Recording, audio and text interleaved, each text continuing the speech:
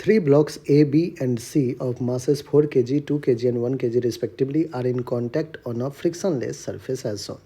If a force of 14 Newton is applied on the 4 kg block, then the contact force between A and B will be. बच्चों हमें contact force ए और B के बीच में find out करना है। Force जो है वो 14 न्यूटन का अप्लाई किया गया है, ठीक है, 4 kg ब्लॉक पे। ए है हमारा 4 kg, बी है 2 kg एंड सी है 1 kg। ऑल राइट बच्चों, हमें क्या करना है, नॉर्मल रिएक्शन ए और बी के बीच में फाइंड आउट करना है। भाई बच्चों सबसे पहले ए बी सी को अपन क्या करते हैं, एक कॉमन सिस्टम बना लेते हैं। एक ही एक्सटर्नल फोर्स है, वो भी 14 न्यूटन का है।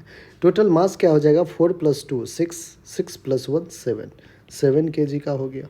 तो बच्चों आपने फोर्स, क्या और कोई फोर्स लग रहा है क्या हॉरिजॉन्टल डायरेक्शन में, नहीं लग रहा है, तो आप लिख सकते हो हॉरिजॉन्टल डायरेक्शन में फोर्स = मास × एक्सेलरेशन।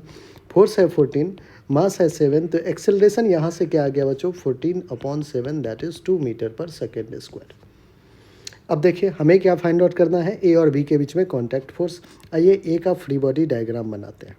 ये हमारा ए का ब्लॉक, इस पे हमने एक्सटर्नल 14 न्यूटन का फोर्स लगाया है। इस पे एक नॉर्मल रिएक्शन बी की वजह से भी लगेगा। क्या और कोई फोर्स लग रहा है क्या, नहीं लग रहा है। क्या एक्सेलरेशन इस डायरेक्शन में, जस्ट अभी आपने कॉमन एक्सेलरेशन फाइंड किया है कितना, 2 मीटर/सेकेंड स्क्वायर, डायरेक्शन राइट की तरफ। आइए बच्चों, जिस डायरेक्शन में एक्सेलरेशन उस डायरेक्शन में फोर्स 14 है, उसके अपोजिट डायरेक्शन में नॉर्मल रिएक्शन एन है, तो नेट फोर्स हो गया = मास कितना है ए का 4 kg, एक्सेलरेशन कितना है 2, तो 14 - n = 4 × 2 = 8।